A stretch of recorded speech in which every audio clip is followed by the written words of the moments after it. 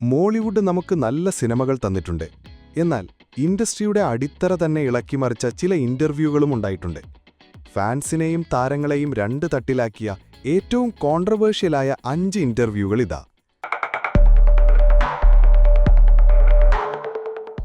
1. ദിലീപിനെ തിരിച്ചെടുത്തതിനു ശേഷമുള്ള AMMA press meet. 2018-ൽ നടി ആക്രമിക്കപ്പെട്ട കേസിൽ പ്രതിയായ ദിലീപിനെ AMMA സംഘടനയിലേക്ക് തിരിച്ചെടുത്തു. ഇത് വലിയ ഒച്ചപ്പാടുണ്ടാക്കി. പ്രസ് മീറ്റിൽ AMMA പ്രസിഡന്റ് മോഹൻലാൽ ഈ തീരുമാനത്തെ ഡിഫെൻഡ് ചെയ്തെങ്കിലും അത് വലിയ തിരിച്ചടിയായി. ഒരുപാട് പേര് പ്രകോപനം കൊള്ളിക്കുന്ന രീതിയിലുള്ള ഒരു ആഘാതമായിരുന്നു ദിലീപിന്റെ കാര്യം. അപ്പോഴാണ് നമ്മൾ കാണുന്നത് ഈ പ്രൊഡ്യൂസേഴ്സ് അസോസിയേഷനിൽ നിന്ന് അദ്ദേഹത്തിനെ മാറ്റി, ഫെഫ്കയിൽ നിന്ന് മാറ്റി എന്നൊക്കെ പറയുന്ന സമയത്ത് നമ്മളൊരു തീരുമാനമെടുക്കേണ്ടി വന്നു. ഇതിൽ നിന്ന് അദ്ദേഹത്തെ മാറ്റിയേ പറ്റൂ. കാര്യം അല്ലെങ്കിൽ ഞങ്ങളൊരു ആൻസർ ഇതുപോലെ ഇതിലും വലിയൊരു ആൻസർ ആയിരിക്കും തിരിച്ചു പറയേണ്ടത്. അങ്ങനെ മാറ്റി കഴിഞ്ഞതിന് ശേഷം നമ്മൾ പിന്നെ നോക്കിയപ്പോഴാണ് അങ്ങനെ മാറ്റാൻ പറ്റില്ല. അതിന്റെ ഫലമെന്താണ്? ഒരുപാട് പേരുടെ രാജി, മീഡിയയുടെ കടുത്ത വിമർശനം, പിന്നെ WCCയുടെ ഉദയവും. 2. ജെൻഡർ ബയസിനെക്കുറിച്ചുള്ള റിമ കല്ലിങ്കലിന്റെ എക്സ്പ്ലോസീവ് സംസാരം. ആരും പറയാൻ ധൈര്യപ്പെടാത്ത കാര്യങ്ങൾ റിമ കല്ലിങ്കൽ പറഞ്ഞു. മലയാള സിനിമയിലെ ജെൻഡർ ബയാസ്, പേ ഗ്യാപ്പ്, സെക്സിസം എന്നിവയെക്കുറിച്ച് അവർ തുറന്നു സംസാരിച്ചു. നടി ആക്രമിക്കപ്പെട്ട കേസിന് തൊട്ടു പിന്നാലെ വന്ന അവരുടെ ഇന്റർവ്യൂ സിസ്റ്റത്തിനുള്ളിൽ യഥാർത്ഥ മാറ്റം വേണമെന്ന് ആവശ്യപ്പെട്ടു. ചില ഭാഗങ്ങളിൽ നിന്ന് ക്രിറ്റിസിസം നേരിട്ടെങ്കിലും ഇൻഡസ്ട്രിയിലെ തുല്യതയെക്കുറിച്ച് വലിയ ചർച്ചകൾക്കിത് കാരണമായി. 3. Shane Nigam versus producers, drug use ആരോപണവും സെറ്റിലെ പ്രശ്നങ്ങളും. ഇതെല്ലാം തുടങ്ങിയത് 2019-ൽ വെയിൽ സിനിമയുടെ ഷൂട്ടിംഗ് സമയത്താണ്. ഷെയ്ൻ പ്രൊഡ്യൂസർമാർക്കെതിരെ ആരോപണമുന്നയിച്ചു. അവർ തന്റെ ലുക്കും ഷെഡ്യൂളും കൺട്രോൾ ചെയ്യാൻ ശ്രമിക്കുന്നു എന്നായിരുന്നു അത്. അദ്ദേഹം സെറ്റിൽ നിന്നിറങ്ങിപ്പോയി. കാര്യങ്ങൾ പെട്ടെന്ന് വഷളായി. ഷെയ്ൻ അൺപ്രൊഫഷണൽ ആണെന്നും അൺപ്രഡിക്റ്റബിൾ ആണെന്നും പ്രൊഡ്യൂസർമാരുടെ അസോസിയേഷൻ ആരോപിച്ചു. കൂടാതെ ഡ്രഗ് യൂസിനെപ്പറ്റിയും അവർ സൂചന നൽകി.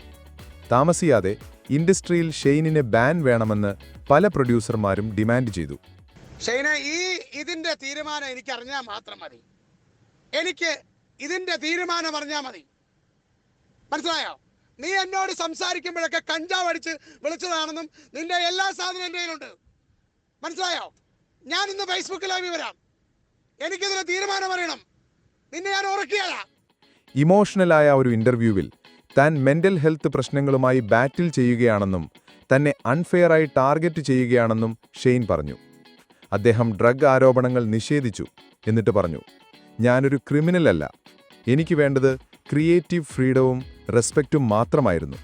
4. Director Vinayan versus Mollywood mafia.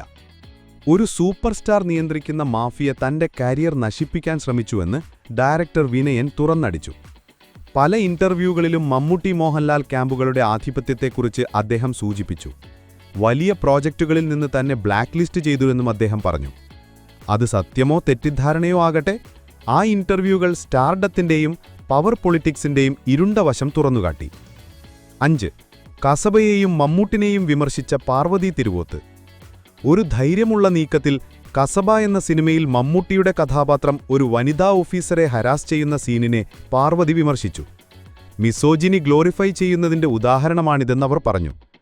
ഇതോടെ മമ്മൂട്ടി ഫാൻസിൽ നിന്ന് വലിയ ട്രോളിംഗ് നേരിടേണ്ടി വന്നു. പക്ഷെ പാർവതി പിന്നോട്ടു പോയില്ല. ഹീറോ വർഷിപ്പിനെയും സിനിമയിലെ ടോക്സിക് മസ്കുലിനിറ്റിയെയും കുറിച്ച് വലിയൊരു ചർച്ചയ്ക്ക് ഇത് തുടക്കമിട്ടു.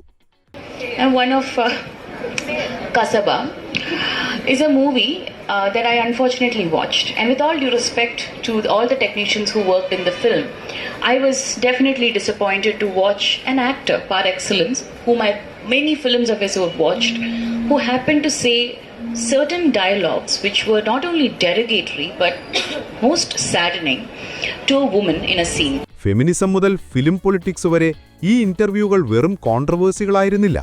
അവ മോളിവുഡ് ചരിത്രത്തിലെ ഓരോ ടേണിംഗ് പോയിന്റുകളായിരുന്നു. ഇതിലേതാണ് നിങ്ങളെ ഏറ്റവും കൂടുതൽ ബാധിച്ചത്? കമന്റ്സിൽ അറിയിക്കൂ.